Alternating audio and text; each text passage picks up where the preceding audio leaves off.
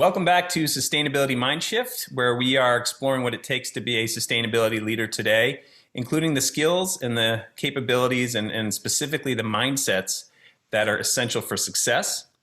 We are your hosts, Brad Pierce and Melker Larsen, and we are extremely delighted today to have Göran Gennvi with us here today. Hello, Göran. Hey, hello. Nice to be here. Thank you for having me. Thank you very much for being here. I'd love to just introduce you a bit here for the listeners. Göran guides management teams in the process of transformation. He is the founder and CEO of the Nature Academy Learning Lab, which is based out of Stockholm, Sweden. And it provides leaders with a chance to retreat, reflect, and engage in learning and dialogue for more effective and sustainable decision making. And using nature as an experiential learning teacher and classroom for faster and deeper learning. That's something near and dear to our hearts, experiential learning, as you know.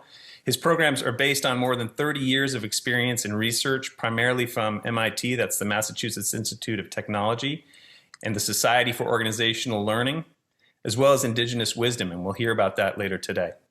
They combine modern management theory with systems thinking that's grounded in ecological principles, as well as organizational and human development methodologies. Göran has worked as an executive strategic consultant with leading Swedish firms, pulling together his expertise in sustainability, organizational learning, strategic management, systems thinking, and transformative leadership development. So he's got lots of capabilities, folks. He's also currently serving as an advisor to many forward-thinking organizations, and I'm going to try to get this right, such as the Telbarg Foundation and the Equaret Foundation. I think I got that right. Okay? Yeah, close to it. My Swedish is a bit lacking, but I luckily have Melker here to help guide me and give me some tips. Yeah. I'm going to add just one more thing here. I wanted to quote one of the participants. He was a director of strategy for a global information technology firm. And you'll find this on Göran's website. He said, in my work, I have relied largely on my intellect and applied the Harvard way to the tough challenges that need to be dealt with. The simple techniques that your program taught us during a retreat for business leaders provided a turning point for me. It's as simple as slowing down the mind and letting the answers come without effort and from a deeper source. I think all people, but especially those that lead others, should have access to these techniques, and the earlier you get them, the better. I love that quote. It's fantastic. So let's get started here. I wanted to kick us off, Göran, and in the spirit of the upcoming United Nations Conference of Parties, it's COP26 for all of you that know that in Glasgow this year, I'd like to address the key question of how do we get to the level of ambition and action that's needed? And that's beyond the blah, blah, blah, as Greta says. How do we get to that level to transform our world? And that includes setting ourselves free from old paradigms, sensing into the emerging systems, all these conversations that regenerative practices are having, and what that new future can look like. What's that story that we need to tell us, and how do we make that happen, Göran? I'd love to hear your perspective. Thank you so much. Yeah, that's I mean, that's on a Nobel Prize level, the question you're asking, I think, but let's try. Well, I think because, or thanks to, I have met many of these people on that level, kind of level, at the COP26 level, especially at Telbarg. We had meetings every year with decision makers from all around the world, talking about how on earth can we live together. And we had like Kofi Annan and kings and queens and activists and professors and all that kind of people. And what the reason they came every year was actually that it was a safe space to talk about issues that they never could feel safe to do in other kind of settings. You know, like where nature and culture was the holding ground, holding the dialogues, where you could step into and inquire also your own perspectives, actually, with help from other perspectives. So I think that is beyond the political game.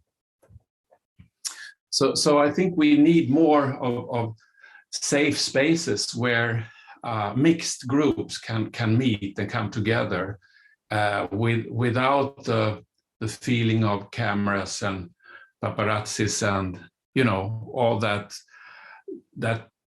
stressing part that so many of these people that meets there normally have on their backs. Mm. So that's one part, actually. The other part is, of course, which is why we at the Reconnect Foundation that I'm in the board of, we have been working very hard for we have a 100-year vision, and we see if we can look back after 100 years and say that there was a big difference that we did. We started, then and we tried to find out a way how to shift the minds amongst the decision makers and the hearts, actually, and let the hearts govern the minds instead of the opposites. So what we do is actually we're trying to find the inner development goals that could help us do what we have come together and accepted as our big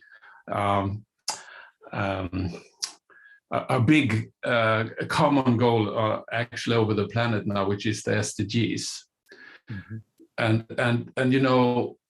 so actually each and everybody of us, also as voters as well as experts, need to cultivate our inner self, because then we can be authentic, we can be open for completely different perspectives, we can be good listeners, mm-hmm. We can speak our truth, and we can act as the adult in the rooms. Mm. So I mean that's pretty much what we are trying to do, and I think that is also more and more people understand the needs of it. But the systems that we are playing within doesn't kind of promote that kind of activities in a way. It promotes discussions and aggressive talks, which is good for media, and so mm-hmm. Yeah. So that's just very, very intuitive answer on your question.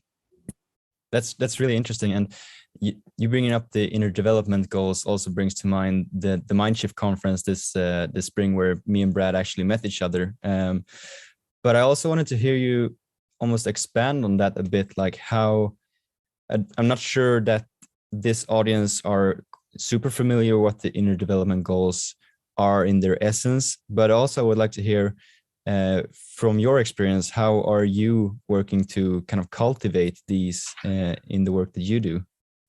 Yeah, okay.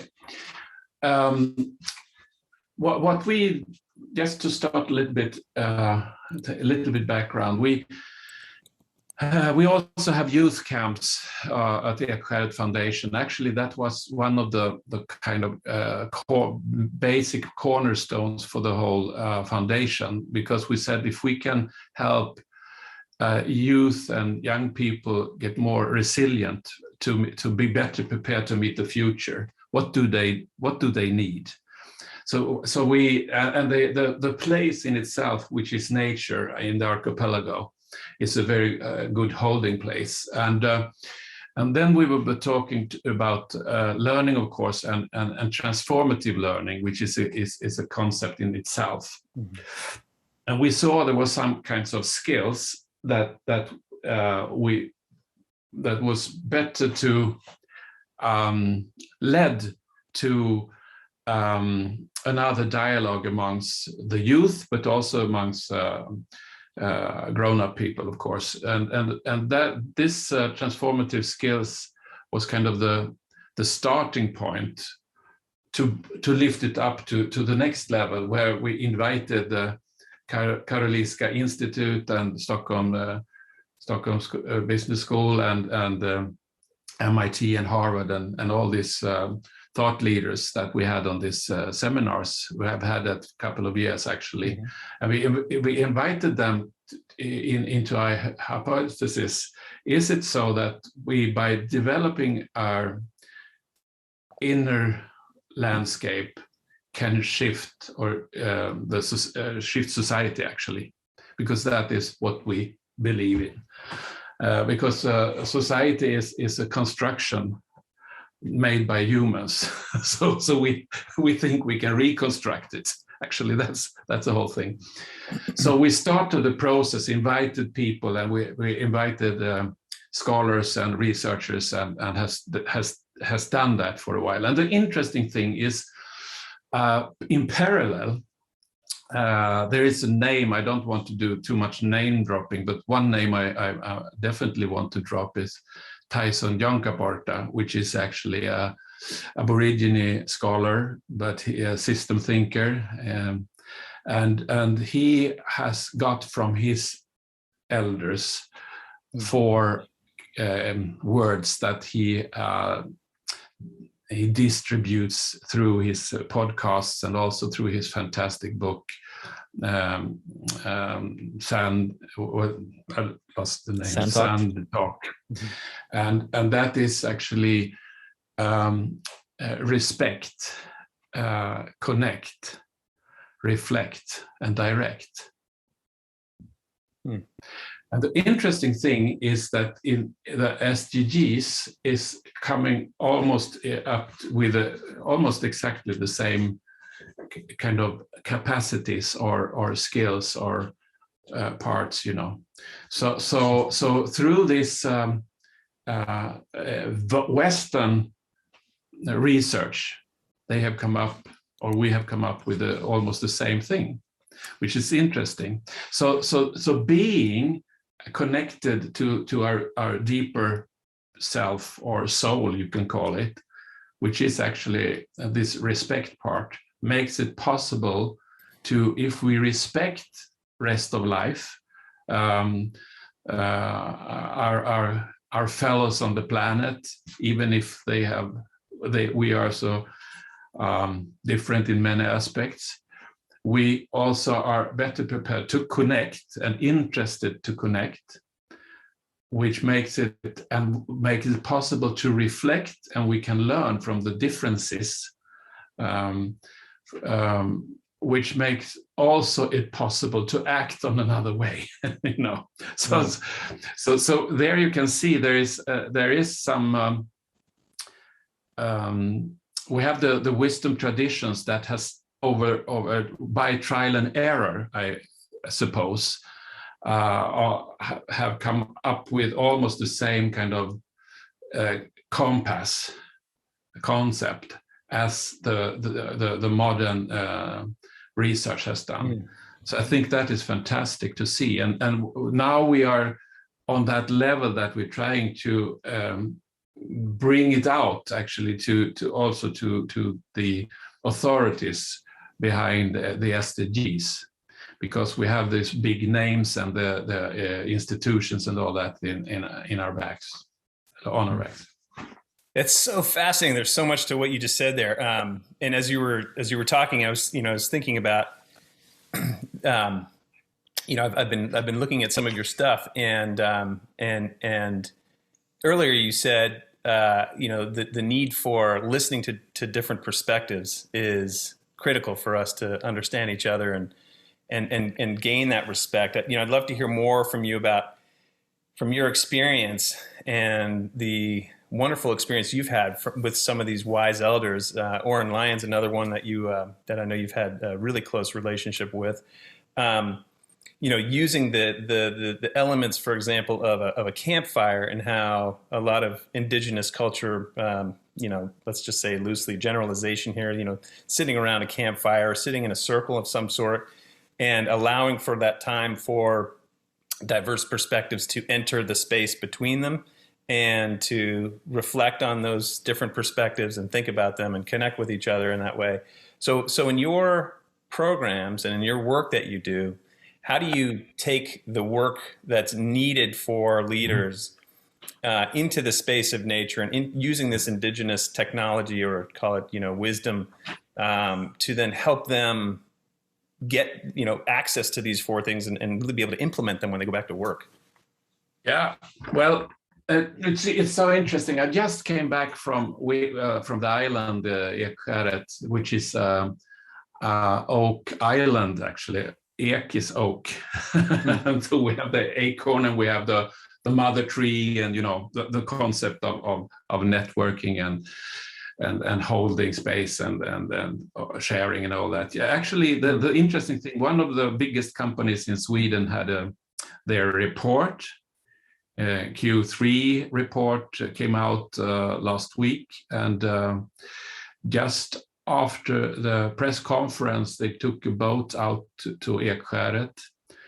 The stress when you should meet the press, and you have had such a tough, COVID years, and they have, their business all over the planet, and what it takes with almost 200,000 employees, which is a headache.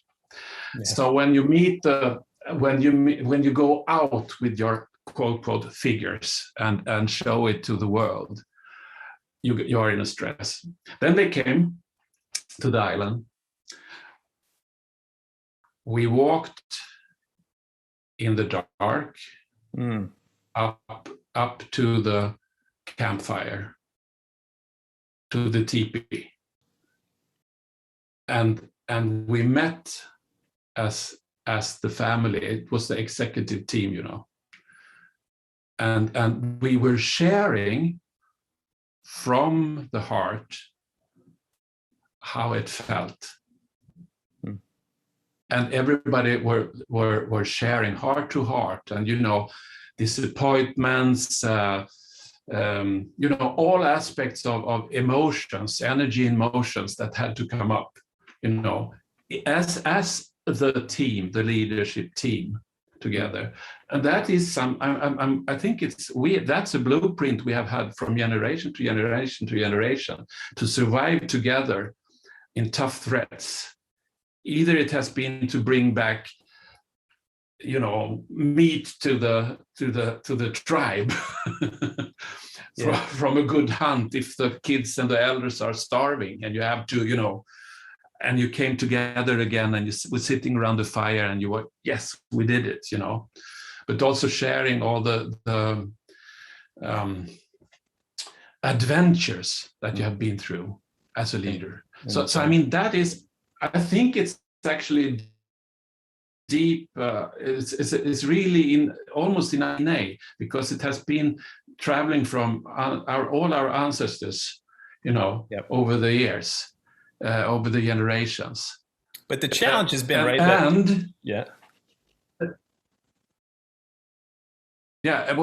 the thing is actually that to let yourself and the people that you leading or are part of the lead management team, for example, to be the human beings that we all are. Yeah, I mean, that's what I was vulnerable.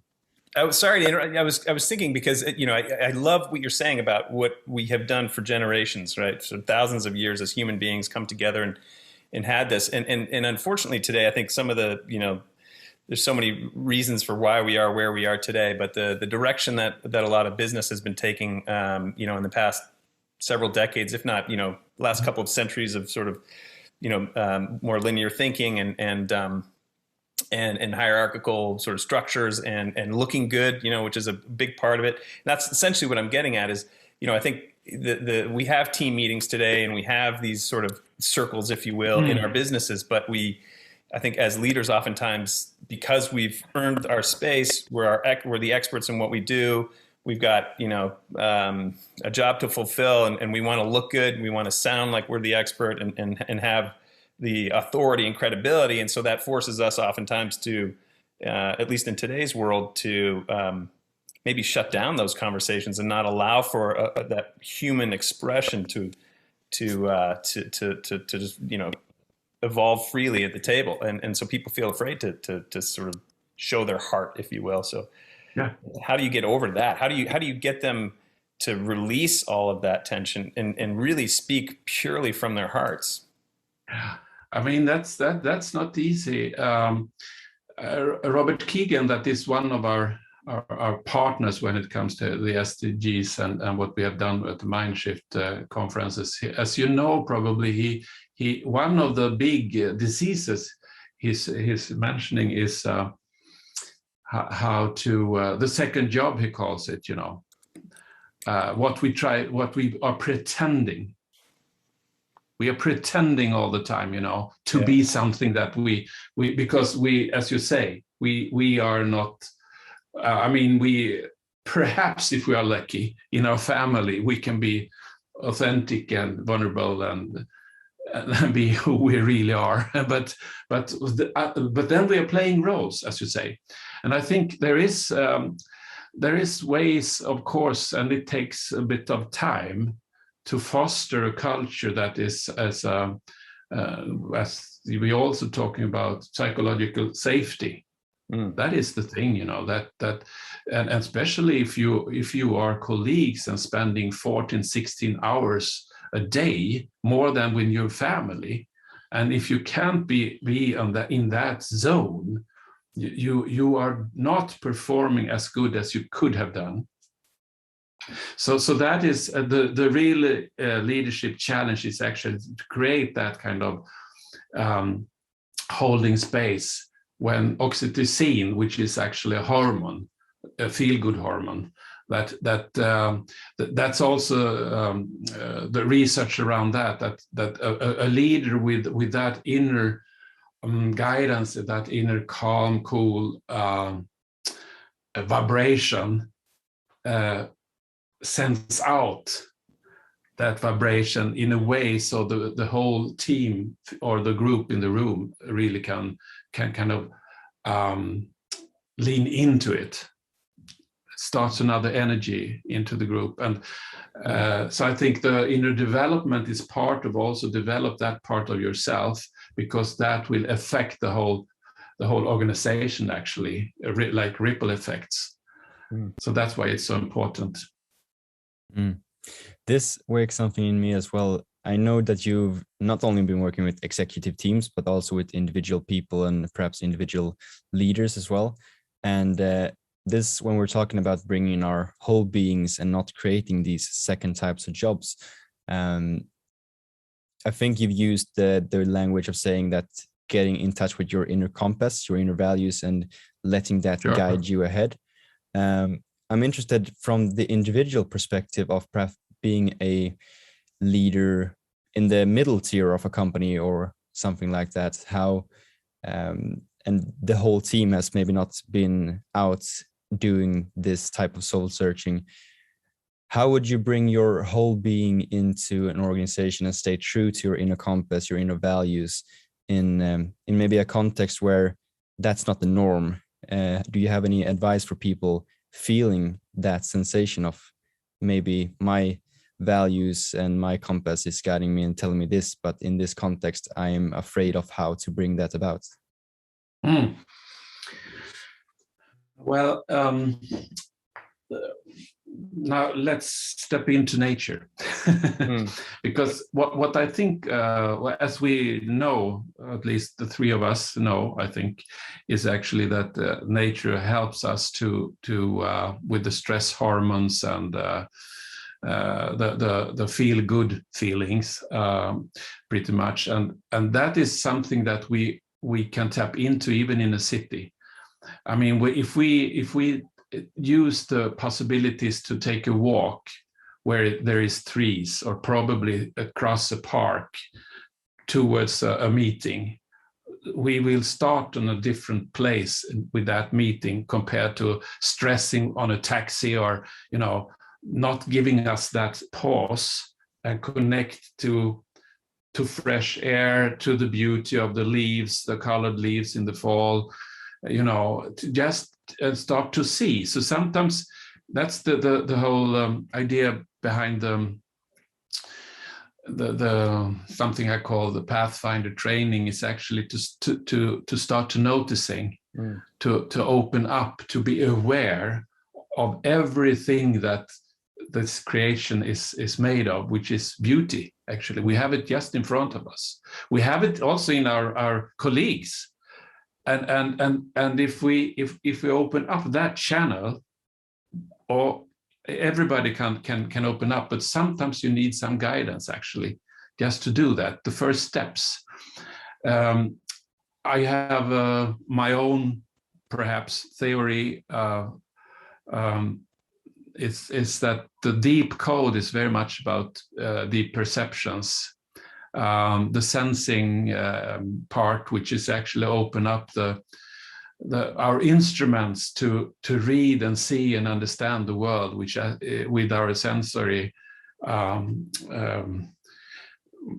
actually the tools that was given us to experience the smell of fall, and to feel the cooling breeze, from the north, or the sun from the when it comes up through the clouds, or whatever it is, and that if we are aware of this kind of sensations, and we let it be and step into it fully, we can cultivate that more and more, which also makes it possible for us to notice very, very weak signals on a conscious level, but also on a subconscious level.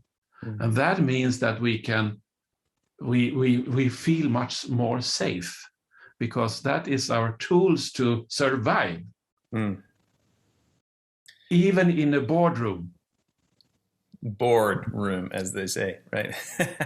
That's right. It's it's interesting. I as you're talking, I was thinking about when a walk that I had with my father down in the jungles of Guatemala. He'd never been in the jungle before, and I'd spent some time down there with the remote communities, and as we were walking through, his head was down, and he was really just he was out for some exercise, and I could barely keep up with him. And I finally caught up, and I said, "Dad, you got to look around. It's amazing. I mean, if you really look at some of this stuff, you start to notice the little creatures and the little bugs, and the ants that are holding leaves, the leafcutter ants. I mean, it's just, you'll be blown away."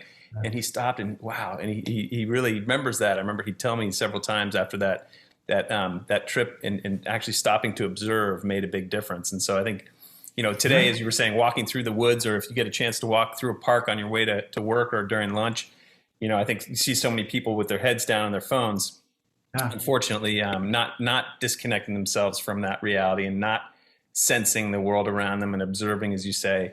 What do you do? The question is, how do you deal with then people that don't have access to, a park or a nice wood to walk through on the way to work? I mean, how do you help people maybe look inside of themselves? Or as you said earlier, I love it was beautiful. You said you can find that in other colleagues, to see nature in them and observe and explore that way. Yeah, I remember I had a group. I was invited to meet a group,